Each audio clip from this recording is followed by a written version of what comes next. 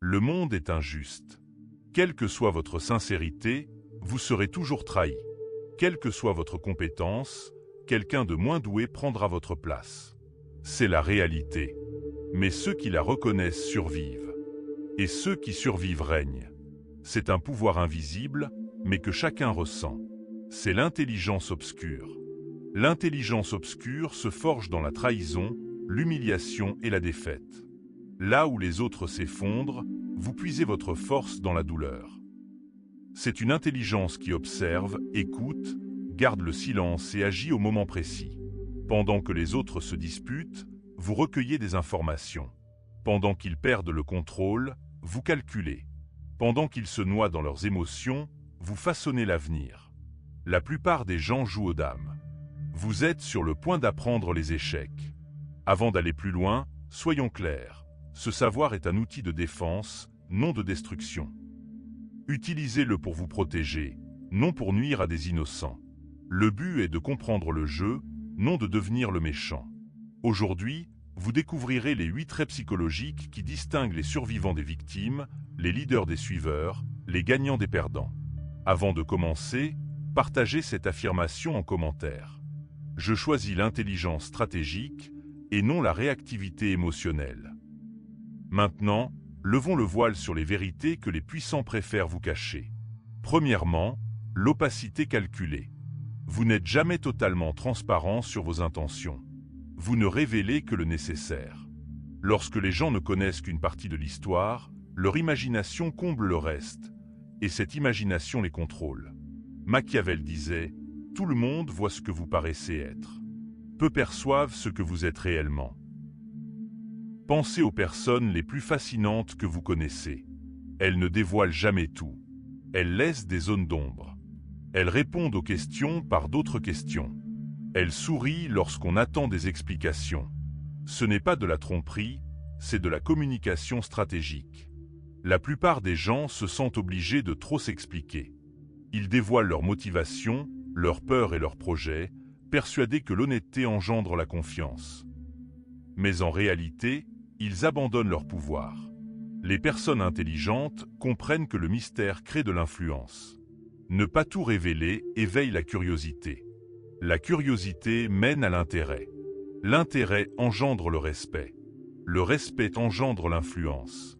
Si quelqu'un vous interroge sur votre week-end, la plupart des gens répondent « Rien de spécial, je suis resté à la maison à regarder des films ». C'est honnête, certes, mais vite oublié. Dites plutôt « J'ai quelque chose d'important à gérer » et passez à autre chose. La première réponse vous rend prévisible. La seconde vous rend mémorable. Il ne s'agit pas de secret, mais de sélectivité. Les personnes les plus performantes révèlent juste assez pour maintenir l'intérêt, jamais assez pour ne pas perdre leur influence. L'information est précieuse. Ne la gaspillez pas d'un coup. En pratiquant une opacité calculée, vos paroles ont plus de poids car elles sont rares. Le but n'est pas le mystère pour le mystère, mais la maîtrise de votre récit et de vos relations. Deuxième point, une personnalité adaptable. Vous n'êtes pas la même personne avec tout le monde. Vous adaptez votre comportement en fonction de votre interlocuteur. Les gens croient vous connaître, mais ils ne connaissent qu'une seule facette de vous. Machiavel disait qu'un dirigeant doit paraître miséricordieux, fidèle, humain, intègre et pieux, même si la réalité est plus complexe. Il ne s'agit pas de faire semblant, mais d'être efficace. Vous le faites déjà naturellement.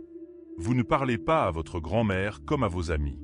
Votre comportement lors d'un entretien d'embauche n'est pas le même que lors d'une soirée. L'adaptabilité consiste simplement à rendre cette attitude intentionnelle. Chacun traite l'information différemment. Si vous utilisez le même style de communication avec tout le monde, vous créerez des liens avec certains et en perdrez d'autres. Les personnes stratégiques savent cerner l'ambiance et s'adapter. Les personnes analytiques recherchent des données. Les personnes émotionnelles recherchent le lien. Les personnes pragmatiques recherchent l'efficacité. Les visionnaires recherchent une vision globale. Pensez à l'eau. Elle prend la forme de son contenant, mais reste toujours de l'eau. Vous adaptez votre présentation sans renoncer à vos valeurs. L'authenticité ne signifie pas la constance en toutes circonstances. Cela signifie rester fidèle à soi-même tout en s'exprimant de la manière la plus efficace. Maîtrisez cela, et vous deviendrez une personne qui crée des liens naturellement. Les gens se sentent compris en votre présence. Cette compétence est précieuse en matière de leadership, de négociation et de relations. N'oubliez pas, ne vous adaptez jamais au point de perdre votre essence. Les personnes fortes sont comme des diamants, de multiples facettes, un noyau solide. Troisième point. Le principe du détachement. Vous n'êtes pas esclave de vos relations, de vos émotions ou des opinions. Ce que vous n'avez pas peur de perdre ne peut vous contrôler.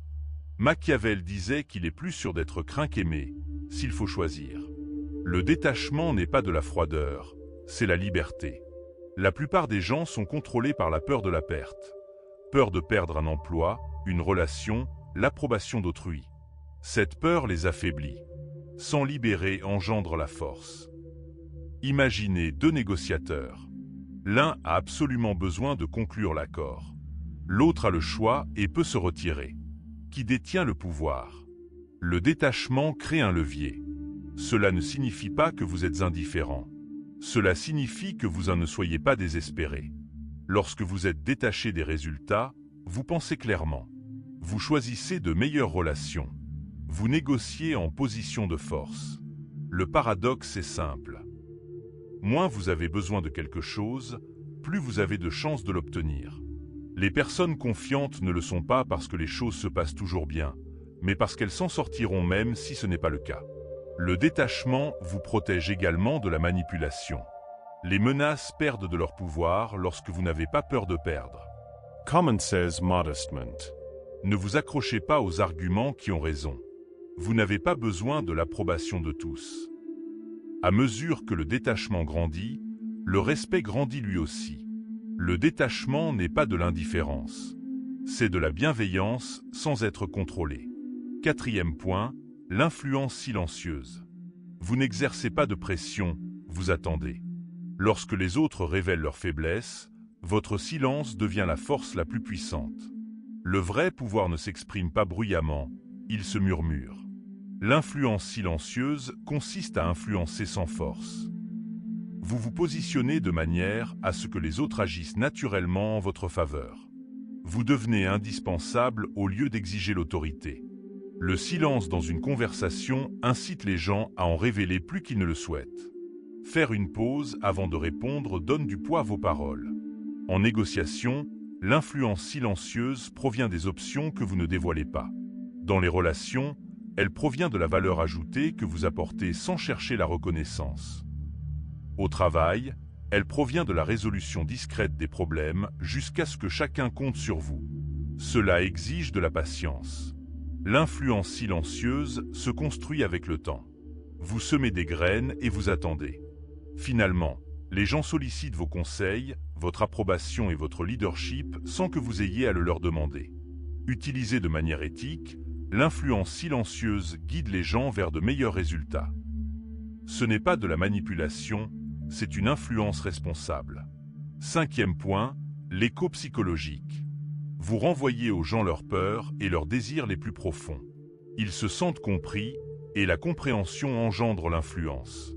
Machiavel a observé que les gens jugent davantage sur les apparences que sur la vérité. L'écho psychologique n'est pas une tromperie, c'est une intuition. Les gens ne veulent pas de produits ou d'idées. Ils veulent des solutions et un épanouissement. La plupart des gens écoutent pour répondre. Vous écoutez pour comprendre. Chacun se pose silencieusement 3 questions. Me voyez-vous? Me comprenez-vous? M'accordez-vous de la valeur? Faites écho à l'émotion qui se cache derrière les mots. Si quelqu'un dit détester son travail, il se sent peut-être dévalorisé ou stagnant. Reflétez cette expérience et la confiance s'installera. Une fois que vous comprenez les motivations profondes d'une personne, vous pouvez formuler vos idées de manière à ce qu'elles résonnent naturellement en elle. Les personnes en quête de sécurité recherchent la stabilité. Celles en quête de reconnaissance veulent qu'on les prenne en compte. Celles en quête de liberté veulent avoir le choix. Utilisé de manière éthique, l'écho psychologique approfondit les relations et renforce la confiance. Sixième point, la moralité ambiguë. Vous n'êtes ni tout à fait bon ni tout à fait mauvais. Vous êtes efficace. Le pouvoir se situe souvent dans les zones grises. La moralité ambiguë ne signifie pas être sans valeur. Elle signifie comprendre la complexité. Parfois, la bienveillance peut engendrer le mal. Parfois, des décisions difficiles protègent le plus grand nombre. Les dirigeants sont souvent confrontés à des choix où aucune option ne semble idéale. La moralité ambiguë se concentre sur les résultats et non sur les apparences. Il ne s'agit pas d'égoïsme. Il s'agit d'une éthique pragmatique, prendre des décisions difficiles tout en assumant la responsabilité de leurs conséquences. Établissez des limites claires. Connaissez vos points non négociables. Agissez de manière stratégique en les respectant. L'objectif n'est pas l'approbation unanime, mais l'efficacité éthique dans un monde complexe. 7e point, la diffusion maîtrisée. Ne révélez pas tout. Moins on en sait, plus on fait de suppositions, et les suppositions créent un avantage. À l'ère du partage excessif, la discrétion est une qualité précieuse. La diffusion maîtrisée suscite la curiosité.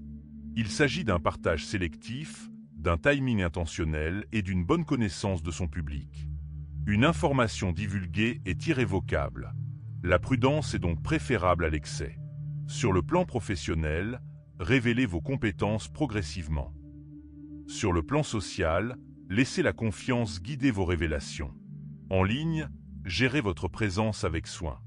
Tout ce que vous partagez influence la perception. L'objectif n'est pas le secret, mais la maîtrise du récit. Partagez suffisamment pour créer du lien, sans perdre votre influence. 8e point, l'obsession du résultat. Vous n'êtes pas là pour gagner des débats, mais pour obtenir des résultats. Les personnes axées sur les résultats ne gaspillent pas leur énergie en jeu d'ego. Au lieu de vous demander « quelle est mon apparence ?», demandez-vous plutôt « qu'est-ce qui fonctionne ?» Cette approche transforme les discussions, les carrières et les relations. Parfois, vouloir avoir raison bloque le progrès. Parfois, le silence est plus éloquent que les mots. L'obsession du résultat privilégie l'impact à l'activité. Elle conduit à des efforts stratégiques. Faire moins, mais obtenir plus. Concentrez-vous sur les 20% qui produisent 80% des résultats. Restez flexible. Soyez fidèle à vos objectifs, pas à vos méthodes. Adaptez-vous rapidement. Apprenez efficacement. Soyez constant dans vos efforts. Mais n'abandonnez jamais vos valeurs pour atteindre vos objectifs. Le véritable succès repose sur l'intégrité, les relations et la contribution. Vous connaissez maintenant les 8 caractéristiques de l'intelligence obscure. Choisissez en une et mettez-la en pratique pendant les 7 prochains jours. Observez les réactions. Observez votre propre évolution. N'oubliez pas, ce pouvoir implique des responsabilités.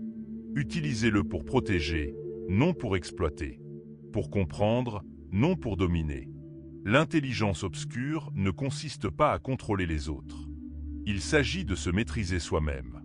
La personne la plus dangereuse est celle qui, vous n'avez rien à perdre. La personne la plus précieuse comprend la psychologie humaine et l'utilise pour améliorer la vie des autres, y compris la sienne. Quel chemin choisirez-vous d'emprunter ?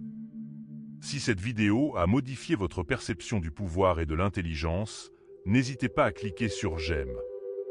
Abonnez-vous pour plus de contenu sur la psychologie, la stratégie et le comportement humain. Dites-nous en commentaire quelles caractéristiques vous observez chez les personnes qui réussissent et laquelle vous allez développer en premier. D'ici là, souvenez-vous, l'intelligence ne se résume pas à être vive d'esprit. Il s'agit d'avoir la sagesse de l'utiliser pour une cause plus noble. Restez strategique. Restez integer. Restez influent.